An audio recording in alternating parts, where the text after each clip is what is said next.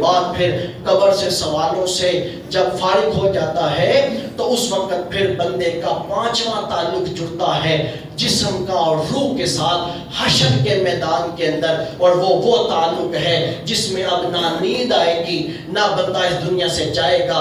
پھر وہ لمحہ وہ ہے جب موت کو بھی موت آ جائے گی اور حشر کے میدان کے اندر ایک مضبوط تعلق جسم کا روح کے ساتھ جڑ جاتا ہے۔ اب ان پانچوں چیزوں میں کہیں پر بھی اختلاف نہیں ہے۔ شکم مادر کے اندر روح پھونکی جاتی ہے، کسی کا کوئی اختلاف نہیں ہے۔ دنیا میں جب بندہ آیا جسم کے ساتھ روح بھی ہے، کسی کا کوئی اختلاف نہیں ہے۔ حالت خواب میں کبھی روح کے ساتھ تعلق جڑتا ہے کبھی ٹوٹتا ہے، کسی کا کوئی اختلاف نہیں ہے۔ قبر سے اٹھ کے جب حشر میں ہوگا تو وہاں ایک روح کے ساتھ تعلق جڑے گا، کسی کا کوئی اختلاف نہیں ہے۔ لیکن اختلاف کہاں پہ ہے؟ اختلاف آ جاتا ہے عالم برزخ میں، کہ وہاں پہ اب کچھ لوگ یہ کہتے ہیں کہ وہاں پہ مردہ نہیں سنتا، وہاں پر مردہ سنتا نہیں ہے، مردہ جواب نہیں دیتا۔ جب مردہ جواب نہیں دیتا تو تم قبروں پہ خاص طور پہ مزارات اولیاء پہ کیا لینے جاتے ہو، یا پھر حضور کی بارگاہ میں کیا لینے کے لیے جاتے ہو؟ اختلاف آ جاتا ہے برزخ کی زندگی کے اندر۔ برزخ کسے کہتے ہیں؟ لوگوں، دو جہان ہیں، ایک کو دنیا کہتے ہیں اور دوسرے کو آخرت کہتے ہیں۔ ایک دنیا ہے جہان، ایک آخرت ہے جہان۔ ان دو کے درمیان ایک اور جہان بھی ہے اور وہ قبر کا جہان ہے۔ وہ جو قبر کا جہان ہے اس قبر کے جہان کو کہا جاتا ہے برزخ کا جہان۔ وہ لمحہ جو گزرے گا اسے برزخ کا لمحہ کہا جاتا ہے۔ سامعین محترم، آئیے قرآن سے پوچھتے ہیں کہ اے قرآن تو ہی بتا کہ کیا قبر کے اندر روح آتی ہے اور روح سنتی ہے؟ سامعین محترم، قرآن پھر اس کی طرف اشارہ کرتا ہے اور قرآن کہتا ہے کہ یا ایتھا النفس المطمئنہ، اے نفس مطمئنہ، ارجعی الی ربک راضیۃ مرضیہ، لوٹ آ اپنے رب کی طرف، اپنے رب کی طرف لوٹ آ اس حالت کے اندر کہ وہ تجھ سے راضی ہے اور تو اس سے راضی ہے۔ لوگوں، یہ خطاب کس سے کیا جا رہا ہے؟ یہ خطاب روح سے کیا جا رہا ہے اور برزخ کی زندگی کی طرف کیا جا رہا ہے کہ اے نفس مطمئنہ، ارجعی الی ربک، لوٹ آ اپنے رب کی طرف کہ تیرا رب تجھے بلاتا ہے، راضیۃ مرضیہ، اس حالت کے اندر کہ وہ تجھ سے راضی ہے اور تو اس سے راضی ہو جا۔ دوستو، پھر پتہ چلتا ہے کہ برزخ کی زندگی کے اندر یوں ہی نہیں ہو جاتا کہ انسان جسم کے ساتھ نہیں، وہ پوری روح کے ساتھ اللہ بندے کو خطاب کرتا ہے، اللہ بندے کے ساتھ گفتگو کرتا ہے۔ جب جسم کے اندر روح ڈالی جاتی ہے تو وہ کیفیت وہ ہے لوگوں، جب مردہ سنتا بھی ہے، جب مردہ جواب بھی دیتا ہے، اور کہاں تک سنتا ہے؟ یہاں تک سنتا ہے۔ سنیے، حضرت انس سے مروی ہے، حضرت امام بخاری نے بھی نقل کیا، حضرت امام مسلم نے بھی نقل کیا۔ آپ فرماتے ہیں کہ میرے اور آپ کے آقا و مولا صلی اللہ علیہ وسلم نے ارشاد فرمایا، حضرت سیدنا ابی ہریرہ کی حدیث طیبہ کے اندر تو حضور نے فرمایا، مجھے قسم ہے اس ذات کی جس کے قبضہ قدرت میں میری جان ہے۔ قسم اٹھا کے حضور نے فرمایا، مجھے قسم ہے اس ذات کی جس کے قبضہ قدرت میں میری جان ہے۔ آپ نے فرمایا کہ جس وقت مردے کو اس کے دوست دفن کر کے چلے جاتے ہیں، جب چلے جاتے ہیں، فرمایا کہ وہ جب دفن کر کے جاتے ہیں ان کے جو چلنے کی آواز ہے، جوتیاں جو زمین کے ساتھ رگڑی جاتی ہیں، ان جوتیوں کے رگڑنے کی آواز بھی بندہ قبر کے اندر سن رہا ہوتا ہے۔ اور کون سن رہا ہوتا ہے؟ حضور نے فرمایا کہ وہ جو اس دنیا سے چلا گیا ہے۔ مردہ یہاں تک سنتا ہے آواز کہ جو جسم، جو جوتیاں زمین کے ساتھ لگ رہی ہوتی ہیں، جو رگڑ کھاتی ہے، لوگوں کس کو آواز آتی ہے؟ انجانے بڑی خاموشی ہو اور کوئی چپل رگڑ کے چلے تو پھر کہیں جا کے آواز آتی ہے۔ اور وہ بندہ جو منو مٹی کے نیچے چلا گیا، اور وہ بندہ جو پھٹوں کے نیچے چلا گیا، سامعین محترم، حضور فرما رہے ہیں میری بات غلط ہو سکتی ہے، کسی اور کی بات غلط ہو سکتی ہے، کملی والے کی بات تو غلط نہیں ہو سکتی۔ اور جو حضور کے بارے میں یہ تصور بھی کرے کہ حضور کی بات غلط ہو سکتی ہے، لوگوں وہ اپنے ایمان کا محاسبہ کریں، وہ دائرہ ایمان سے خارج ہے جو حضور کی بات کے اوپر اور یہ بات کرے. حضور نے فرمایا کہ جب اس کے دوست قبر میں رکھ کے چلے جاتے ہیں اور ان کے جوتیوں کی آواز رگڑی جاتی ہے، آپ نے فرمایا کہ ان کے جوتیوں کی آواز کے رگڑنے کی آواز بھی مردہ اپنی قبر کے اندر سنتا ہے. آپ آگے چلیے. حضور نے ارشاد فرمایا کہ جس وقت تم لوگ قبرستان سے گزرتے ہو تو تم قبرستان والوں کو کہا کرو السلام علیکم یا اہل القبور. سامعین محترم، السلام علیکم یا اہل القبور جب بندہ کہتا ہے تو آواز آتی ہے وعلیکم السلام. سامعین محترم، قبر والے بندے کی سلام کا جواب دیتے ہیں. حضرت سیدنا ابی ہریرہ رضی اللہ تعالیٰ عنہ آپ یہ ارشاد فرماتے ہیں، آپ فرماتے ہیں لوگوں صرف وہ سلام کا جواب نہیں دیتے بلکہ وہ پہچانتے بھی ہیں، اور جب بندے کا آنا جانا لگ جاتا ہے تو وہ بار بار سلام کیا جاتا ہے، بندے کا آنا جانا لگ جاتا ہے. دوستو پھر وہ جو قبر کے اندر موجود ہے وہ اس سے انس بھی محسوس کرتا ہے، اس سے راحت بھی محسوس کرتا ہے، اس کے ساتھ اس کی محبت کا تعلق جڑا رہتا ہے. اسی لیے میرے اور آپ کے آقا مولا صلی اللہ علیہ وسلم نے یہ ارشاد فرمایا لوگوں اپنے والدین کی قبر پر ہر جمعے کو لازمی جایا کرو، ہر جمعے کو لازمی اپنے والدین کی قبر پہ جایا کرو، سورہ یاسین کی تلاوت کیا کرو. آپ نے فرمایا سورہ یاسین کی تلاوت کرو گے تمہیں بھی ثواب ملے گا، تمہارے والدین کو بھی ثواب ملے گا، سارے قبرستان والوں کو ثواب ملے گا، اور سارے قبرستان والوں کے برابر اللہ تمہیں بھی نیکیاں عطا کرے گا. لوگوں یہ کیا ہے کہ والدین قبر پہ جانے کا، کیونکہ والدین انس محسوس کرتے ہیں کہ میرا بیٹا میری قبر کے اوپر آیا ہے. دوستو پھر اب یہاں پر یہ بات کہی جاتی ہے کہ یہ کیسی بات ہے، اور پھر یہ کہہ کے ورگلایا جاتا ہے کہ جو کہتے ہیں کہ ولیوں کے مزار کے اوپر جاتے ہو ولی سنتے ہیں. یہ میں عام آدمی کی بات کر رہا ہوں. عام آدمی کی قبر پہ جاؤ السلام علیکم یا اہل القبور کہو تو وہ بھی سنتا ہے، وہ بھی سنتا ہے.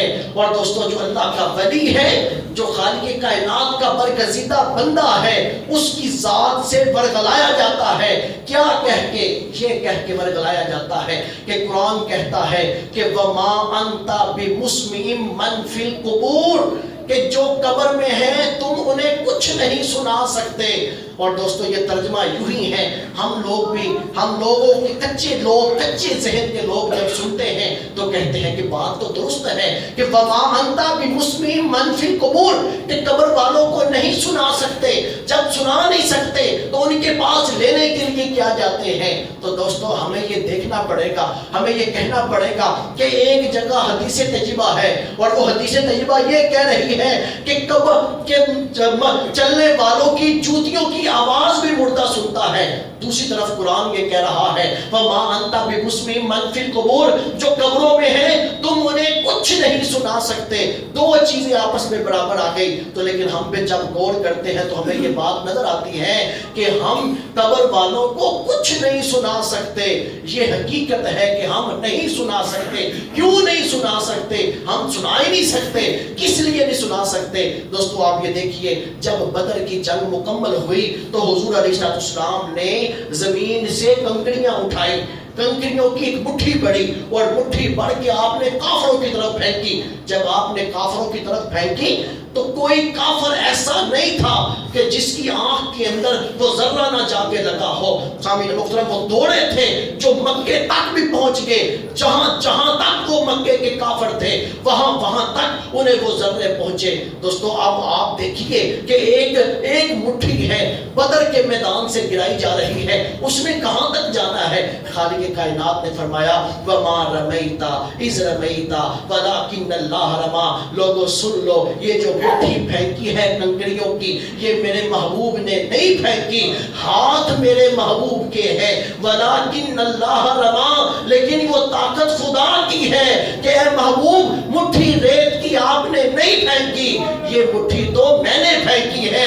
سامعین محترم عقل یہ کہتی ہے کہ ریت کے ذرے وہاں تک جا ہی نہیں سکتے، لیکن لوگوں عقل کی دوڑے خالق کائنات کے آگے تو نہیں دوڑاتے. خالق کائنات نے کہا کہ تمہاری عقلیں جہاں سے ختم ہو جاتی ہیں میری قدرتوں کا اظہار وہاں سے شروع ہو جاتا ہے. اور میں کہ تم یہ کہو کہ تم لوگ نہیں سنا سکتے، تو لوگوں حقیقت ہے ہم قبر والوں کو سنا نہیں سکتے. ہم کیسے سنا سکتے ہیں؟ اندازہ لگائیے، میں یہاں سے آواز دوں گا، میری آواز کہاں تک جائے گی؟ ایک اگلے کونے تک چلی جائے گی. پھر اس کے بعد میری آواز آگے پہنچانے کے لیے ہوا کا سہارا ہوگا.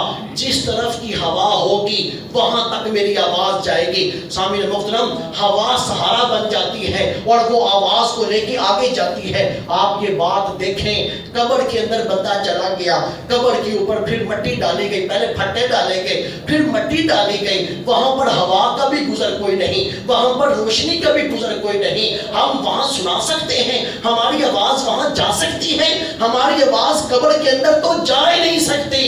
لوگوں، مٹی ہے، تھوڑی مٹی بھی نہیں ہے. آپ مٹی کو وزن کریں، منو مٹی بن جائے گی. پھٹے ہیں، ایک دیوار درمیان میں آ جائے تو آواز صاف نہیں آتی، اور پھر مٹی آ جائے، منو مٹی آ جائے. سامعین محترم، کیسے آواز دوسرے تک پہنچا سکتے ہیں؟ قرآن نے درست کہا کہ وَمَا أَنْتَ بِمُسْمِعٍ مَّن فِي الْقُبُورِ، جو قبر میں ہیں تم انہیں نہیں سنا سکتے. ہم واقع ہی نہیں سنا سکتے، وہ ہے ہی قبر میں، منو مٹی کے نیچے ہے، پھٹوں کے نیچے ہے. ہم کیسے سنا سکتے ہیں؟ لیکن رب کہتا ہے تم نہیں سنا سکتے. لیکن اگر یہی بات میں خالق کائنات کی طرف کہ ہم تو نہیں سنا سکتے، لیکن وہ رب تو اس قدرت کا مالک ہے، وہ سنانا چاہے تو وہ منو مٹی کے نیچے سے بھی بندے کو آواز سنا دیتا ہے. سامعین محترم، یہ رب کی قدرت ہے، یہ خالق کائنات کی شان ہے کہ ہم جس کو براہ راست آواز نہ سنا سکیں، ہماری آواز میں شک آ جائے. لیکن اس رب کی یہ شان ہے کہ وہ منو مٹی کے نیچے جو سو رہا ہے اس تک ہمارا سلام بھی پہنچا دیتا ہے. اور نہ صرف سلام پہنچاتا ہے بلکہ ہماری جوتیوں کی جو آواز ہے وہ بھی رب قبر کے اندر اس تک پہنچا دیتا ہے. تو دوستو، بات سمجھ میں آ جاتی ہے کہ وَمَا أَنْتَ بِمُسْمِعٍ مَّن فِي الْقُبُورِ، کہ ہم خود آواز نہیں پہنچا سکتے قبر کے اندر مردے کو. وہ رب کریم ہے جو ہماری آواز قبر تک پہنچا دیتا ہے، قبر والے تک پہنچا دیتا ہے. لوگوں، انکار کرو گے تو خالق کائنات کی قدرت کا انکار کرو گے. ورنہ حدیث طیبہ کے یہ الفاظ ہیں، سلام کیا جاتا ہے، یہ سلام کا جواب دیتے ہیں. لوگوں، مسلمان تو مسلمان رہ گیا. کئی بار آپ کو یہ حدیث طیبہ سنائی کہ بدر کے اندر ابو جہل مارا گیا، عتبہ شیبہ مارا گیا. 3 دن تک ان کے لاشیں یوں ہی پڑے رہے. حضور نے فرمایا اٹھاؤ ان کو قبر کے جو ہے وہ بدر کے اندھے کنویں میں گرا دو. اندھے کنویں میں گرا دیے گئے. اندھے کنویں میں گرائے تو حضور تشریف لے گئے. حضور نے فرمایا ابو جہل، عتبہ شیبہ، میرے رب نے جو میرے ساتھ وعدہ کیا پورا کر دیا. بتاؤ تمہارے بتوں نے کوئی وعدہ کیا وہ بھی پورا ہوا؟ حضرت فاروق اعظم پیچھے کھڑے تھے. عرض کی یا رسول اللہ، یہ سنتے ہیں. حضور نے فرمایا عمر، تیرے سے کم نہیں، تیرے سے زیادہ ہی سنتے ہیں، لیکن یہ جواب دینے کی طاقت نہیں رکھتے. سامعین محترم، یہ کافر بھی مرنے کے بعد سنتا ہے، اور یہ کہا جائے کہ عام مومن نہیں سنتا. سامعین محترم، عام آدمی جس نے اسلام قبول کیا وہ قبر میں جاتا ہے، وہ بھی سنتا ہے، وہ سلام کا جواب دیتا ہے. اور جن کو اللہ طاقت بخش دے، جن کو خالق کائنات جو ہے وہ اس قابل کر دے جو اس کے برگزیدہ بندوں کا شمار ہو جائے، لوگوں ان کی روح جتنی پاکیزہ ہو جاتی ہے اللہ ان کو اتنی ہی عزتوں سے سرفراز کر دیتا ہے. پھر یہ لوگ کہتے ہیں کہ قبر میں جاتے یہ کیسے ممکن ہے کہ طاقت بڑھ جاتی ہے، یہ کیسے ممکن ہے طاقت بڑھ جاتی ہے؟ لوگوں، ایسے ہی طاقت بڑھتی ہے. پہلے بندہ سن رہا ہوتا ہے براہ راست اپنے کانوں سے، پھر اللہ سناتا ہے، اور جب اللہ سناتا ہے تو خدا کی طاقت سے تو بڑھ کے کسی کی طاقت نہیں ہے. اور وہی روح جس کے بارے میں خیال کیا جا رہا ہے کہ وہ بڑھ جاتی ہے، وہ روح قبر میں جاتی ہے، ان کی طاقت اتنی بڑھتی ہے کہ وہ روح ایک ہی وقت میں جہاں چاہے جا بھی سکتی ہے، جہاں چاہے آ بھی سکتی ہے. اللہ ان کی روحوں کو یہ طاقت بخش دیتا ہے. آپ کہیں گے اس کی مثال تو دو. سامعین محترم، آئیے میں اس کی مثال دیتا ہوں. حضرت موسیٰ کلیم اللہ اس دنیا سے جا چکے تھے. حضرت موسیٰ کلیم اللہ کی قبر بن گئی. موسیٰ کی قبر بنی. موسیٰ کے بعد زمانہ آیا عیسیٰ کا. عیسیٰ کے بعد حضور کا زمانہ آتا ہے. حضور تشریف لائے، حضور معراج کی اوپر گئے. حضور موسیٰ کی قبر پر، حضرت موسیٰ کی قبر پہ گئے تو وہاں پر یہ حضرت موسیٰ کلیم اللہ اپنی قبر میں کھڑے ہو کر حضور نے فرمایا کہ یصلون کے الفاظ ملتے ہیں کہ موسیٰ اپنی قبر میں، یہاں پر لوگوں نے مختلف ترجمے کیے. کسی نے کہا کہ موسیٰ قبر میں کھڑے ہو کر دعا مانگ رہے تھے، کسی نے کہا موسیٰ کھڑے ہو کر نماز پڑھ رہے تھے. لوگوں میں کہتا ہوں ذرا تھوڑا سا محبت کا ترجمہ کریں. یصلون کا ایک ترجمہ درود و سلام بھی آتا ہے.